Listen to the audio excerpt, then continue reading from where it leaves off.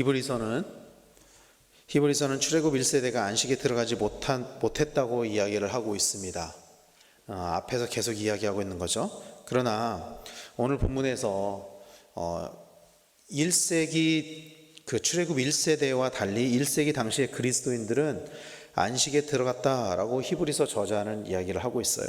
3절 말씀을 우리말 성경으로는 이렇게 번역하고 있습니다. 그런데 믿는 우리들은 그 안식에 들어갑니다. 믿는 우리들은 그 안식에 들어갑니다 하면서, 이는 하나님께서 내가 진노에 맹세한 것처럼 그들은 결코 내 안식에 들어오지 못하리라고 하신 것과 같습니다. 사실 세상이 창조된 이래로 그분의 일들이 이루어져 왔습니다 라고 이야기를 하고 있어요. 하나님의 진노와 하나님의 은혜의 결과가 이렇게 다릅니다. 출애굽 1세대는 하나님의 진노를 당해서 안식에 들어가지 못했고요, 1세기 그리스도인들, 핍박을 당하고 있었던, 환난 가운데 있었던 1세기 그리스도인들은 안식의 믿음으로 말미암아 그 안식에 들어가게 되었습니다.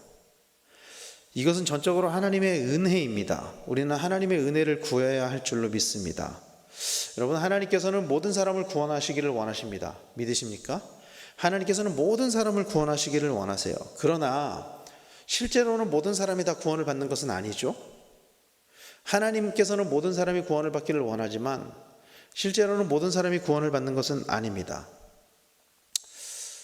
안타까운 것은 복음을 아예 믿지 않아서 구원을 받지 못하는 사람들도 있지만 복음을 들었음에도 구원을 받지 못한 사람들도 있다라는 거예요. 이게 참 안타까운 일입니다. 히브리서 4장 2절 말씀은 이렇게 이야기를 합니다. 그들처럼 우리도 복음 증거를 받은 사람들입니다. 그러나 들은 말씀이 그들에게 무익했던 것은 그들이 들은 말씀과 믿음을 연합하지 않았기 때문입니다. 이렇게 이야기를 해요. 복음은 들었으나 그것이 믿음으로 이어지지 않는 사람들이 있다라는 것입니다. 우리와 같이 복음을 듣고 교회를 다니지만 그럼에도 말미암아 참된 안식을 누리지 못하는 사람들이 있다라는 거예요. 교회를 다님에도 불구하고, 복음을 들음에도 불구하고 참된 안식을 누리지 못하는 사람들이 있다라는 것입니다. 마치 출애굽 1세대 사람들처럼 그들도 하나님을 알았거든요. 그들이야말로 정말 하나님의 말씀을 받은 사람들이잖아요. 율법을 받은 사람들이잖아요. 그들과 같이 복음을 듣고 교회를 다니지만 그럼에도 안식을 누리지 못하는 사람들, 하나님을 경험했지만 온전히 하나님을 믿지 못하는 사람들이 있다라는 것입니다. 여기에서 오늘 말씀에서 말씀과 믿음이 연합되지 않았다라는 것은 원어적으로 보면 어떤 의미가 있냐면 하나님의 명령에 거역했다, 이런 의미가 있습니다. 그러니까 복음을 듣고 말씀을 들었지만 그럼에도 불구하고 하나님의 명령을 거역하면서 살아가는 사람들, 하나님의 말씀에 순종하지 않는 사람들, 그런 사람들을 이야기를 하는 거죠. 하나님께서는 약속을 통해 이스라엘 백성을 가나안에 가게 해주시겠다고 말씀하셨거든요. 하나님께서 그렇게 약속하셨어요. 신명기 1장 30절에 보면은 이렇게 이야기합니다. 너희보다 먼저 가시는 너희의 하나님 여호와께서 애굽에서 너희를 위하여 너희 목전에서 모든 일을 행하신 것 같이 이제도 너희를 위하여 싸우실 것이며, 이렇게 하나님께서 약속을 해주셨거든요. 하나님께서는 이스라엘 백성을 대신해서 먼저 가서 먼저 싸우겠다, 이렇게 약속해 주셨어요. 그러나 이스라엘 백성들은 그런 하나님을 온전히 신뢰하지 못했습니다. 하나님께서 대신 싸워주시겠다는 그 약속을 받고도 가나안을 정탐했을 때 두려움에 빠져서 가나안에 가지 말자고 했습니다. 그로 인해서 온전한 안식에 이르지 못하게 되었다라는 것입니다.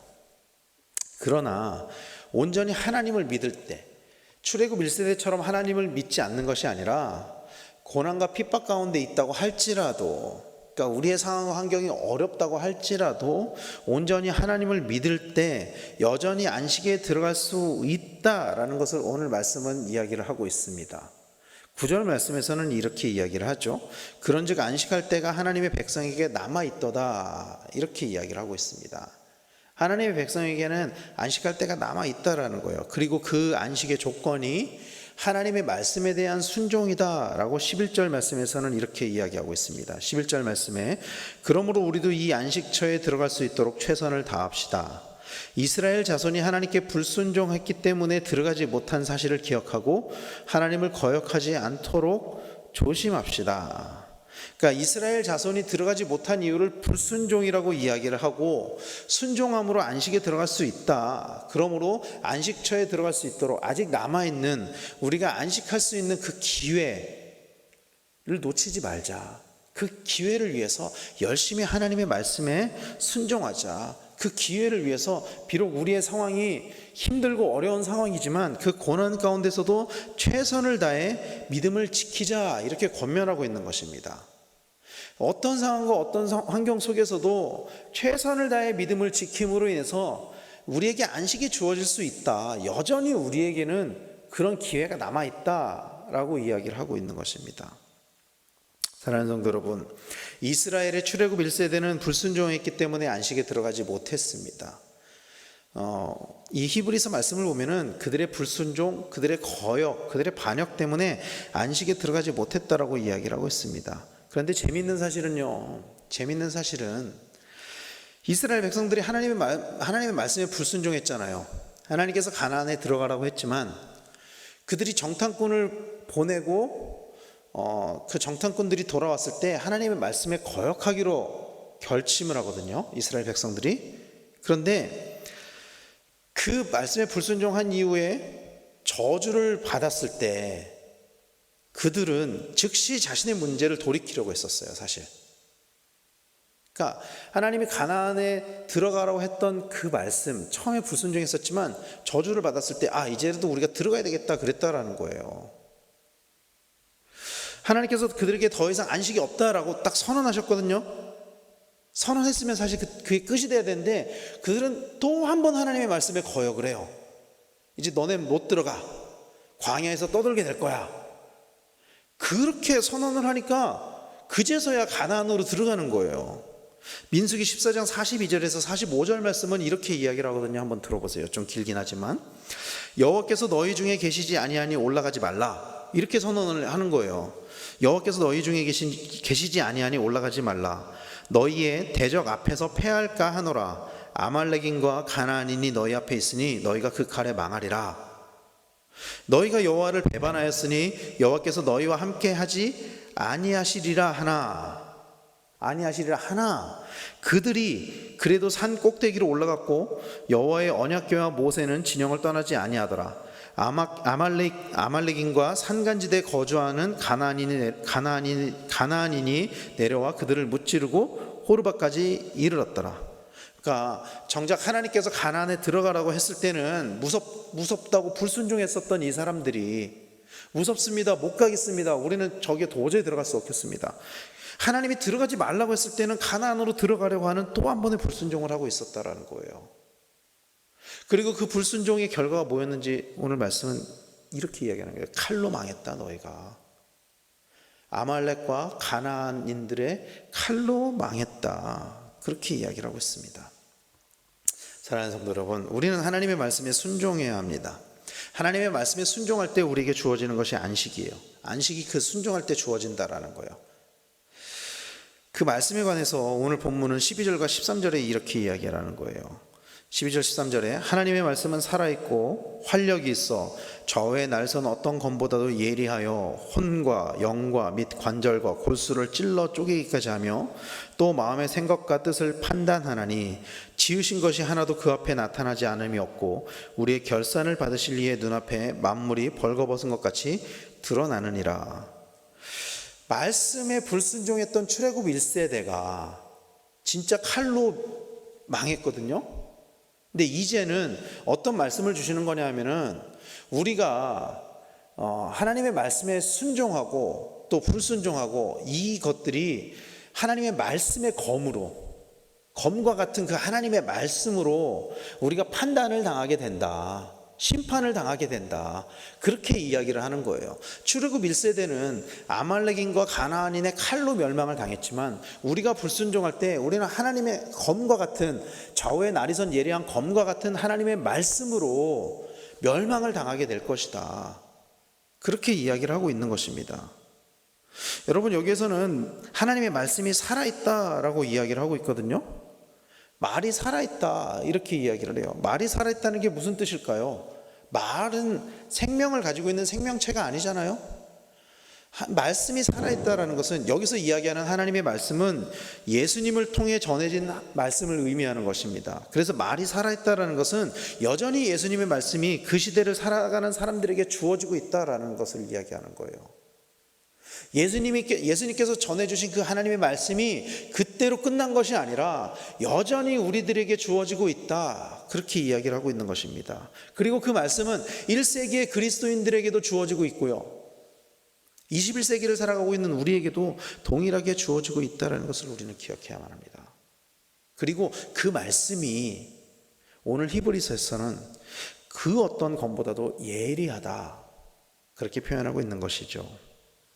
그래서 이 비유는 하나님의 절대적인, 하나님 말씀의 절대적인 힘을 이야기를 하는 거예요. 즉, 말씀에 불순종하는 사람들에게는 말씀이 축복이 되는 것이 아니라 치명적인 무기가 된다라는 거예요.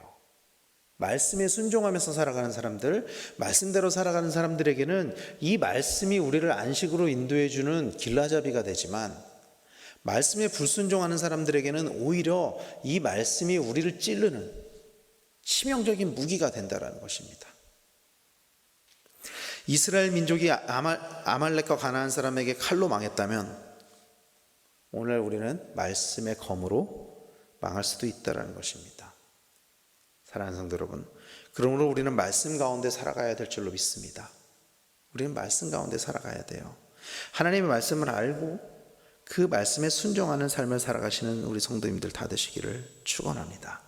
왜냐하면 그 말씀이 우리의 삶을 결산할 때 기준이 되기 때문이에요. 이 말씀이. 오늘 본문에 보면은 결산한다라고 이야기를 하거든요. 그 기준이 말씀이라는 거예요. 오늘 본문에 마음의 생각과 뜻을 판단한다 해서 이 판단을 뜻하는 단어가 원래 어디에서 쓰여진 단어였냐 하면은 법정에서 쓰여진 단어입니다. 법정에서. 그러니까 결국에는 이 마지막 날에 하나님의 심판대 앞에서 이루어질 판단, 심판, 결산, 이것을 이야기를 하는 거예요. 그리고 그것은 우리는 많은 사람들은 이런 문제들에 관해서, 말씀에 불순종하는 문제들에 관해서 다른 사람들이 보지 않는 곳에서 내가 불순종하는 것을 다른 사람들이 모르기 때문에 하나님도 모를 거라는 그런 무의식 속에 살아갈 때가 참 많거든요. 하나님도 모르시겠지. 그러나 오늘 말씀에서는 하나님의 말씀이 은밀한 생각과 마음의 계획조차 감찰하시고 뜻을 분석하고 선악을 판단하는 능력이 있다라고 이야기를 하고 있어요. 그래서 만물이 벌거벗은 것 같이 드러난다, 그렇게 이야기를 하고 있는 것입니다.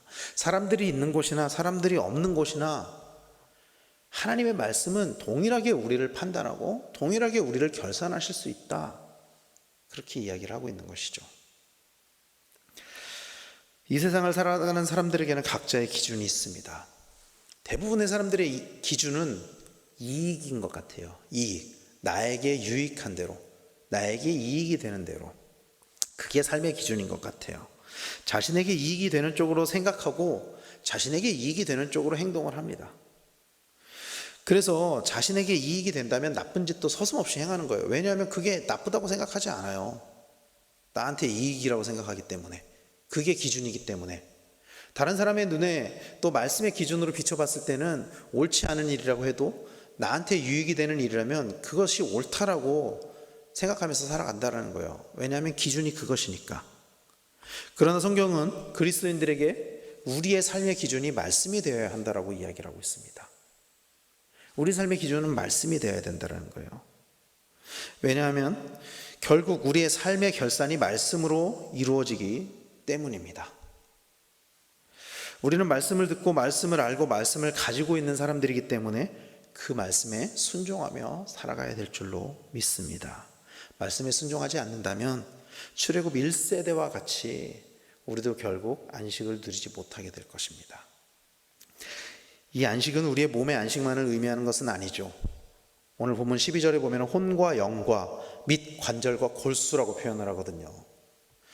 인간을 이루고 있는 영과 혼과 육체 모든 것을 의미하는 것입니다. 그래서 여러분, 진정한 안식은 하나님께서 주시는 안식만이 진정한 안식인 줄로 믿으시길 바랍니다.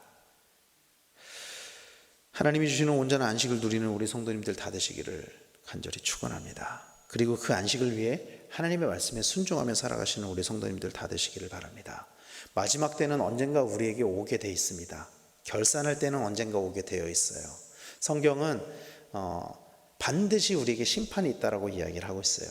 그리고 그 심판의 때에 말씀을 가지고 우리를 결산하게 될 텐데, 그때 하나님의 심판이 아닌 영원한 안식을 누리는 우리 성도님들 다 되시기를 간절히 축원합니다. 그리고 그때까지 가기 전에, 그 전에 먼저 말씀 가운데 부어주시는 그 하나님의 은혜와 그 하나님의 안식, 그 하나님의 참 평안을 누리며 살아가시는 우리 성도님들 다 되시기를 예수님의 이름으로 간절히 축원합니다. 기도하겠습니다.